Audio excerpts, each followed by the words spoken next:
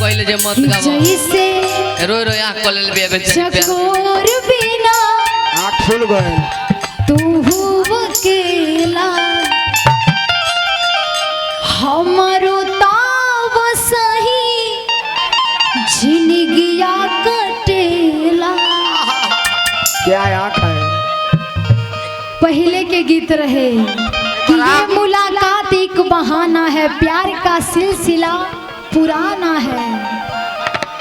अब के गीत बाकी जाता नहीं ससुरा जानू बाय बाय। कट जाता है। पहले के गीत रहे सालोनी जी, पहले के गीत रहे कि जब बेवफाई हो गए तो लड़की कहता कि कोई पत्थर से ना मारे मेरे दीवाने को।